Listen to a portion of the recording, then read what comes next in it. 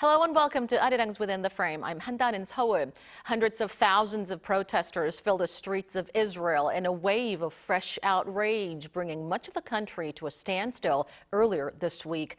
Demonstrations erupted in Jerusalem, Tel Aviv, and other cities, fueled by the killing of Israeli hostages in Gaza. Despite the sweeping public outcry and a general strike, the largest to have taken place in Israel since the start of the war, Prime Minister Benjamin Netanyahu seems adamant, stating that Hamas, not Israel, must make concessions. Could these massive protests signal a turning point in the 11-month Gaza conflict? Or will Netanyahu persist in his objective to completely destroy Hamas militants? For some answers, we turn to Choi Hyun Jin, Associate Professor of Political Science at Kyung Hee University. Thank you for joining us. Thank you for having me. Also with us tonight is Malcolm Davis, Senior Analyst at the Australian Strategic Policy Institute. It's great to see you again. Thank you for having me. All right, Professor Che, let's start with you. Can you start us off with a full explanation of the background that led to the eruption of massive protests in Israel? Okay, so on October 7 of last year, Hamas abducted 251 people from Israel to the Gaza Strip, including children and women. And since then, more than 70 were reportedly killed in Hamas captivity, while some hostages had been returned alive to Israel. And as of now, about 100 hostages still remain in captivity in the Gaza Strip.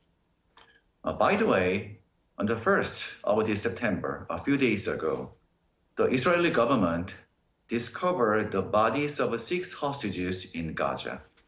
And after that, large protests have erupted in Israel.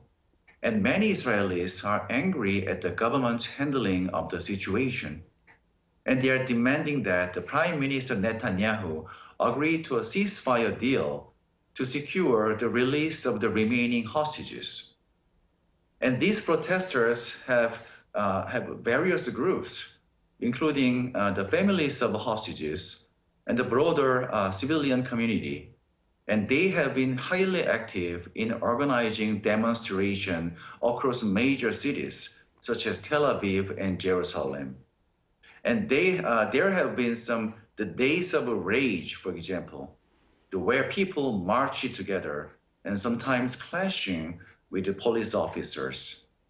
A series of these actions show widespread discontent with the government response to the crisis among Israeli people. So in general, these protests reflect a deep frustration among Israeli citizens with the current leadership, and also a strong demand for action to bring the hostages home safely. So Israeli people are demanding that Prime Minister Netanyahu place a ceasefire deal on top of everything else and bring the hostages home. Now, Dr. Davis, how do you gauge the impact of Israel's massive protests on the war in Gaza? Many experts analyze that the war now faces a major turning point. Well, look, I think that from an Israeli perspective, from a government of Israel perspective, it's a difficult situation. They obviously do have to get the hostages home. They can't afford to allow the hostages to all be killed.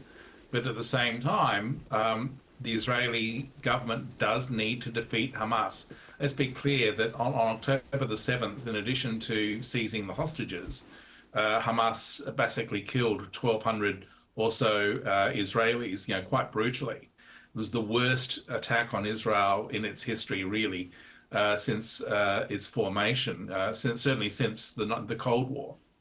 So I do think that the Israeli government recognizes they can't simply accept a ceasefire that leaves Hamas intact, that allows Hamas to recover, because Hamas have already vowed and declared that they will launch further October 7th style attacks on Israel. Hamas's goal is the utter destruction of Israel and the annihilation of the Jewish people. So that puts the Israeli government in a very difficult situation. They have to listen to their own people who are calling for a ceasefire and a return of the hostages, but they have to also at the same time defeat Hamas. And the key point here is that even if they sign a ceasefire deal with Hamas, it's quite possible that Hamas would not then return all the hostages. Hamas might violate the deal and hang on to hostages or kill them. So there's no easy, quick way out of this, unfortunately. Frankly, it's a difficult situation for the Israeli government, as it is for the Israeli people. So even if massive protests have brought Israel to a near halt because Israel has more work to do, more work left to do to defeat the Hamas, those protests may not be a major turning point in the war, is what you're saying? Essentially, yes. So long as Hamas is a military threat, so long as Hamas can launch attacks on Israel, Israel doesn't really have a choice. They can't simply stop the war and then hope that Hamas basically ceases its attacks on Israel. I do think that what Israel does need to think about is some sort of defensive posture if they do have a ceasefire to prevent Hamas from launching further attacks, especially sort of the attacks that we saw on October the 7th last year. But I do think it's not a straightforward situation, as the protesters are suggesting, of simply have a ceasefire and return the hostages. It's not as simple as that. And we'll talk more about the ceasefire deal later on. But before that, Professor Choi, Netanyahu has been a seemingly permanent fixture on the regional and international scene, but many are now questioning his future. What's expected to be his next move? And how do you see the possibility of him getting ousted? Okay, so ongoing protests in Israel are largely targeting Netanyahu. So people are upset with how Netanyahu is handling the conflict with the Hamas and also the situation with the hostages. And they are arguing that Netanyahu is caring more about his own political survival rather than rescuing the hostages. And Netanyahu is also facing pressure from international figures such as President Joe Biden of the United States, who has criticized his leadership during this crisis.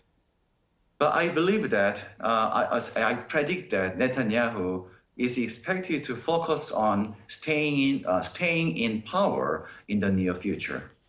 So balancing the demands of his coalition partners, especially the far-right parties that do not support a ceasefire deal. For this reason, if he makes a deal or agrees to negotiation with the Hamas, so these far-right parties, the partners of Netanyahu, might pull their support, which could cause his government to collapse.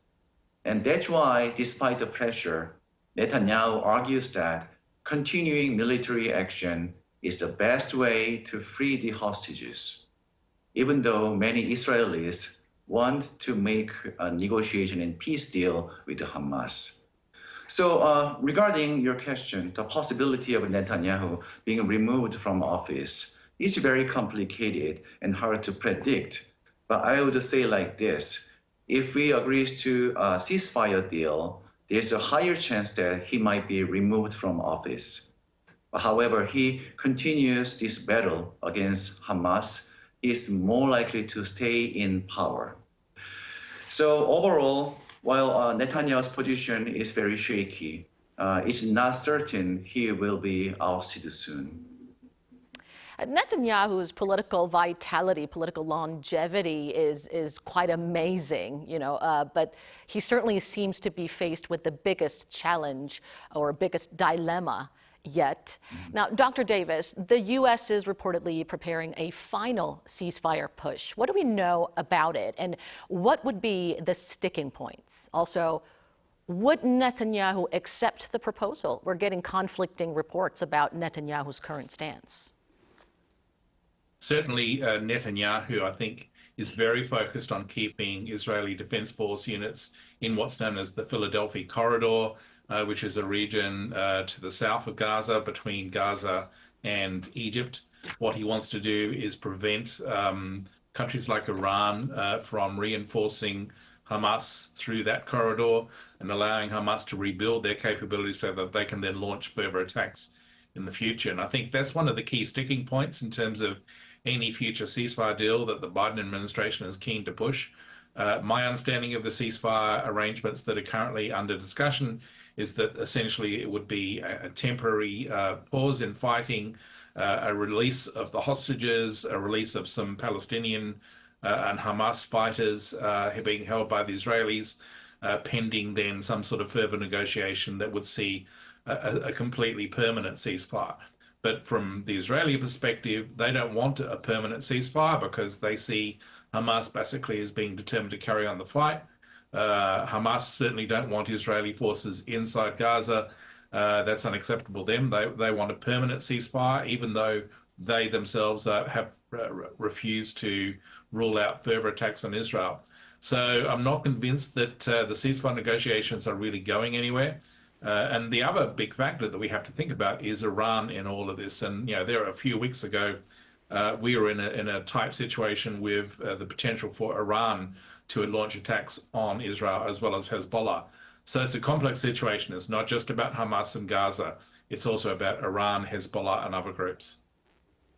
So the strategic border of great significance called the Philadelphia Corridor appears to be one of the sticking points. And Netanyahu has reiterated that Israeli control of the border will determine the country's, Israel's future. So then can we say that reaching a ceasefire deal still seems quite distant?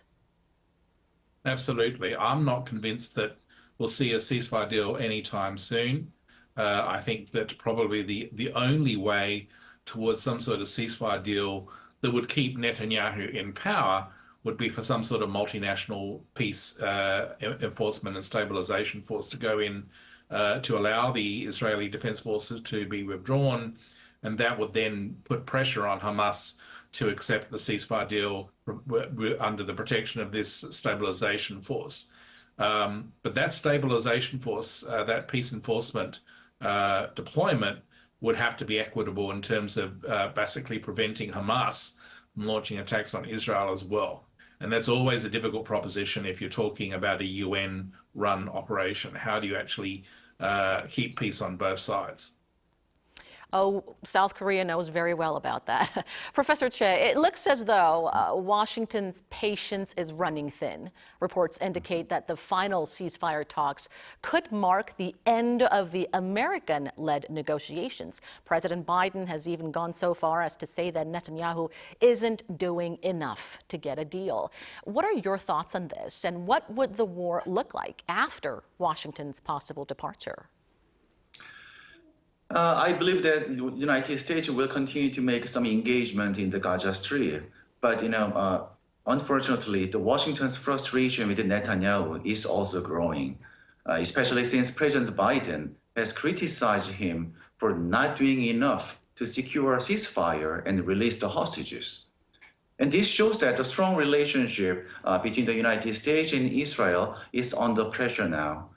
So if the U.S. decides to stop leading the negotiation, I think this could change the situation significantly. So without the U.S. pushing for a peace negotiation, the chances for a ceasefire will decrease. And also there will be a higher likelihood of continued fight. And Israel might continue its military action without as much international pressure to negotiate. And there's also another concern. Without the presence of the United States, other countries like Russia might try to step in and influence the conflict process. And this could complicate things further. And also, if the US steps back, it might empower Netanyahu's hardline partners who are against a ceasefire. And this could lead to even more aggressive actions by Israel. So in general, if Washington pulls out, the conflict might become more intense and harder to resolve, and not just affecting Israel and Gaza, but possibly creating a broader regional instability. And that's why I really hope the U.S. maintain its engagement in the Gaza Strip. Dr. Davis, the UK has slapped a partial suspension of arms sales on Israel, which Netanyahu called shameful. What are you reading into this? Does this signal the UK's diplomatic shift, and would it have a significant impact on Israel's war against Hamas? Well, I think there's several factors at work here. Firstly, there are concerns about Israel's execution of military operations in Gaza.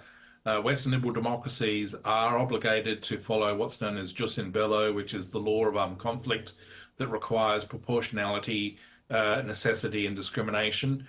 And it seems to be that Israel is not necessarily following these legal principles in terms of international humanitarian law. So I think that with a new government in power in Westminster, they have decided to reduce the support for Israel because it's not necessarily following the laws of armed conflict.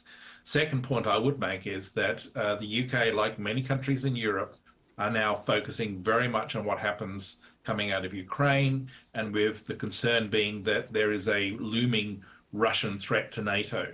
And so it could be that the UK is deciding it has to prioritize its own defense and security over supporting Israel.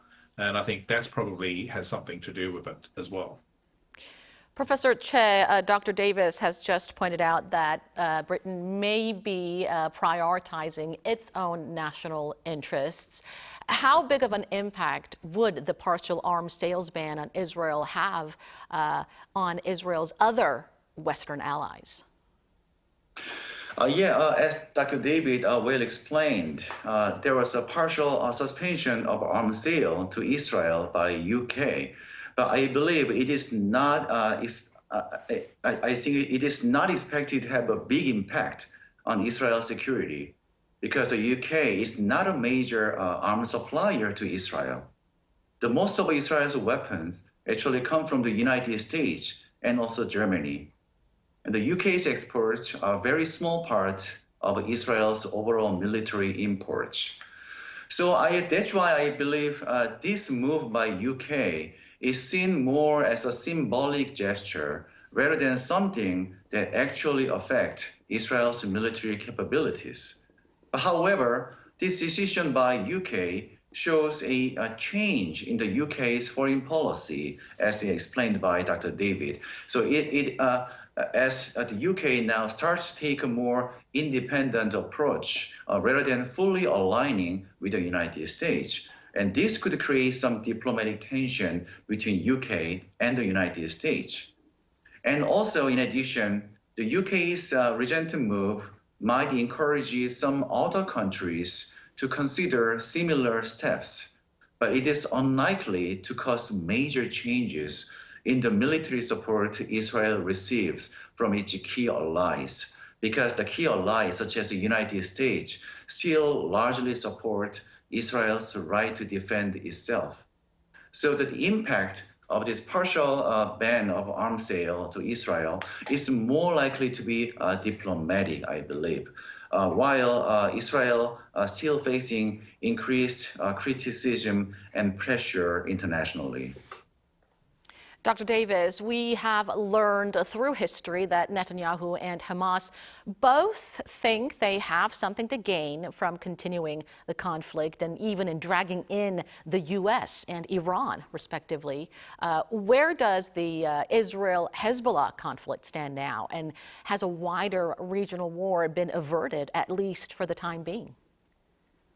Well, as I said earlier, a few weeks back, we were basically focused very much on that wider war as a result of the Israeli assassination of Hamas leader Haniyeh in Tehran. There were real concerns that the Iranians, alongside Hezbollah, were going to launch a massive attack on Israel, and Israel would have been forced to retaliate even more on a larger scale, including potentially attacks on Iranian nuclear facilities. I don't think that danger has gone away. It's in abeyance at the moment. It's held back because I think both Iran and Hezbollah want to avoid that wider war if they can. But at the same time, the longer the war goes on over Gaza, the greater the risk is that some other incident will happen that could lead to horizontal escalation. In other words, the spreading of the war to a regional war by bringing in Iran and Hezbollah against Israel. And at the same time, I think the other dimension we need to be cognizant of is that Israel and the Americans are watching with some concern about Iranian moves to increase their stockpile of weapons-grade uranium that would then allow them to move very quickly to get nuclear weapons. The breakout time for Iran to get nuclear weapons is now measured in a matter of weeks rather than months or years. So the concern would be that Israel, by any measure, cannot accept an Iran with nuclear weapons. And they may be forced to act if there's any indication whatsoever that Iran is going down that path. So I think there are scenarios looking forward that essentially could see a return to the precipice, if you like, of a wider war. We're away from that at the moment, but we could easily end up back there very quickly in the coming months, the longer this war goes on. All right, we'll leave it there tonight. Thank you, Dr. Davis, for sharing your thoughts with us today. We appreciate it. My pleasure. And thank you, Dr. Professor Choi, for your insights. Thank you very much. And that brings us to the end of the show. Thank you for watching, and be sure to tune in same time tomorrow to join our conversation. Goodbye for now.